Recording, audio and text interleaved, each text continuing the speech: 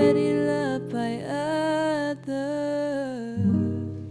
Hey everyone, this is Michelle Hudspeth. Thank you for tuning in to my channel today. How's everybody doing? I know with the coronavirus, these are some special times that we're living in. And I officially have been quarantined now, I guess, for 2 weeks. This next week will be the 3rd week. And, so far so good. I'm grateful. There's a lot to be grateful for. Number one, I'm not sick. I'm good. The ones I love are not sick. So far, no one really close to me has gotten it that I know of. So I'm just trying to be grateful for that, focus on that. My job has been affected. Many of my loved ones' jobs have been affected. But we're all in the same boat, so just, believing that we're going to get through it. Anyway, we have a lot of extra time on our hands, don't we? And I've been meaning to do a YouTube channel for, I don't know, probably 2 years. And now I have no excuse because I have plenty of time. I also have all the tools I need to do it, so I thought, okay, now's the time. I know I told you in my introduction that I wanted to share my journey to self-love in hopes that maybe I could help somebody else out there who maybe is stuck or just beginning and struggling. I wished I would have had me when I would have been starting my journey. And I think in my introduction I said I've been on this journey of self-love and self-awareness for 5 to 7 years, but honestly, I think I've been on this journey 50 years since I was little bitty, because I got wounded early. I had difficulties early, and I formed some really warped and perverted beliefs about myself and about life and about humanity, and they weren't good. They were beliefs that sabotaged me and created this hamster wheel of pain in my life. And then in an effort to stop the pain, I was in a culture where medicating with drugs and alcohol was taboo. So I found other ways to medicate because my temperament, my personality is such that, I want to please people. And I am recovering from that. But in that, I found other ways to medicate. One of my most favorite forms of medication was denial, just denying. And then if denying didn't work, then I would avoid. Avoidance is really powerful.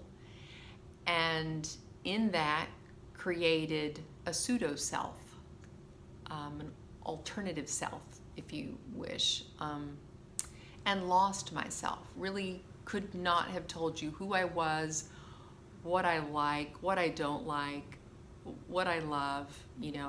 I just mainly did what I thought everyone wanted me to do. Now, I'm not perfect. I had my moments of freak out, rebellion. I'm gonna do this, and go against the grain, and I did. But it never lasted too long because I had a deep need to feel accepted and approved and to belong. And in order to get that from my family or my community, I needed to go along with the flow.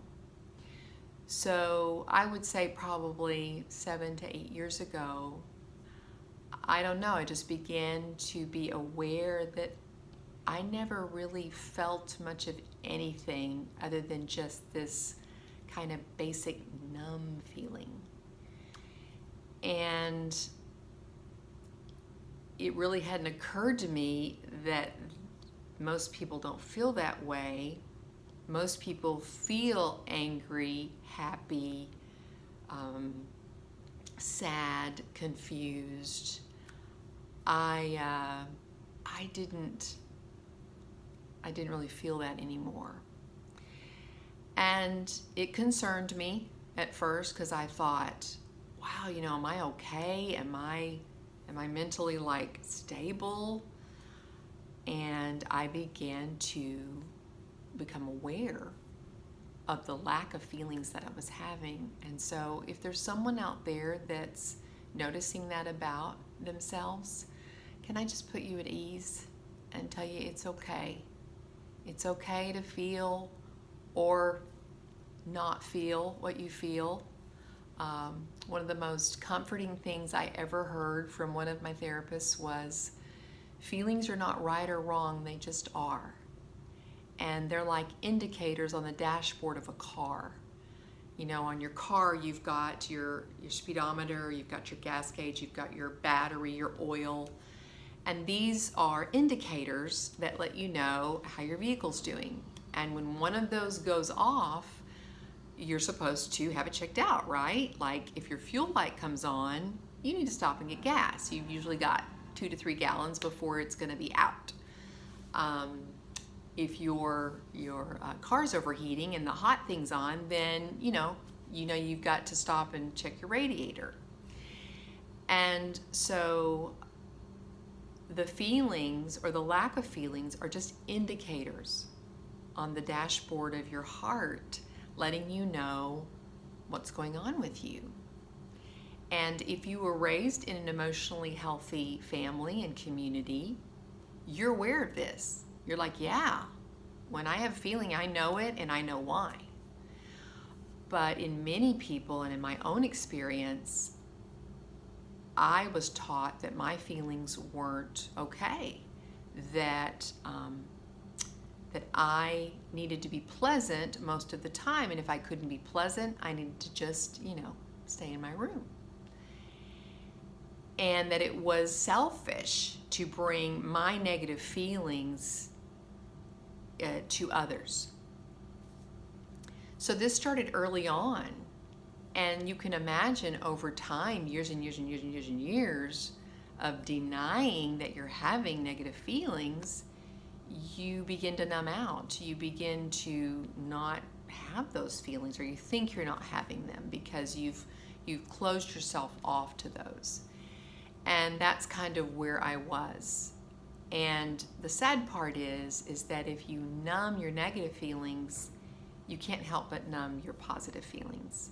So I never felt real vibrant joy. I never felt real happiness. I would feel, pleasant, good, but nothing major.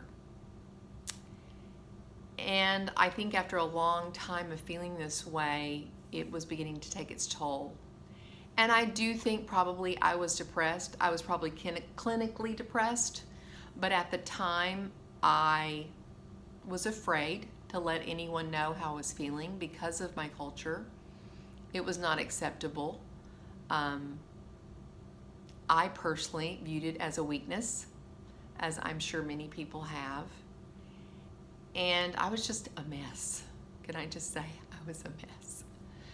So, long story short, my marriage was not good, had never been very good. As you can imagine, if you're not feeling your feelings and you're not in touch with your feelings, and if you're denying how you really feel and then denying who you are and trying to people please, oh my, what kind of spouse can you really be? I mean, I looked right, I acted right, I sounded right, but it was just like a mannequin or a cardboard cutout. It wasn't real, it wasn't deep. But I didn't know how to be anything different than I already was. I just didn't. So my husband, who now is my ex-husband, and I had a really, really big fight. We would have one about once a year. That would be my big, I can't take this anymore. My emotions just would erupt. And during that argument, he said to me, I don't know what your problem is. I wish you would just go get some help and figure out what's wrong, and then we'll be happy. because he thought, it's you. You're so miserable, or you're so something. I don't know what.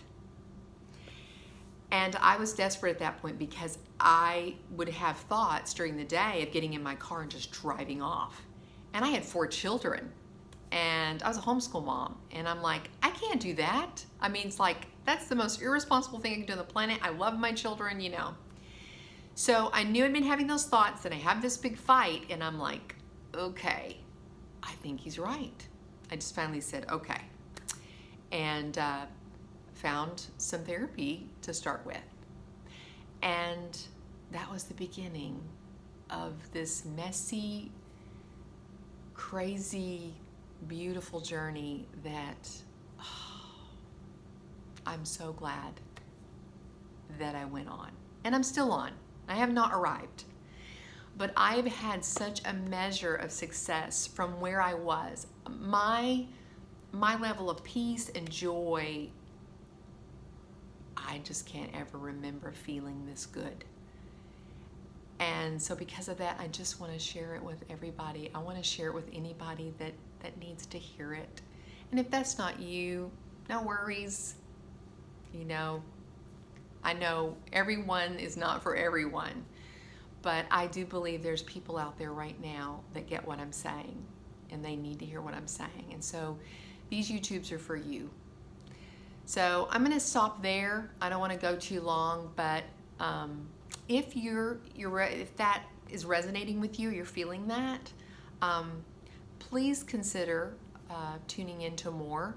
I'm going to explore this feeling or denial or lack of feeling, and then explain what the steps that I took to get back in touch with my feelings. But I will say, if you're not someone who's journaling, I would highly encourage you to journal. And if you could just set it aside, like as an appointment for yourself, morning or night or sometime during your day when you know you've got maybe 15 minutes and you're not going to be interrupted. And I would start with just writing down how you're feeling. I feel blah. I feel angry. And you don't have to have the answers, but just become aware of your feelings. Acknowledge your feelings. And if you have the time and you want to go further, I'm feeling angry. Wow, I didn't even realize I was feeling angry until I sat down and wrote this. What am I angry about? Oh, I know what I'm angry about. And then maybe that leads to another thing and another thing. So start there. And I'll be back with more on this subject. Than a lover, 'cause I'm already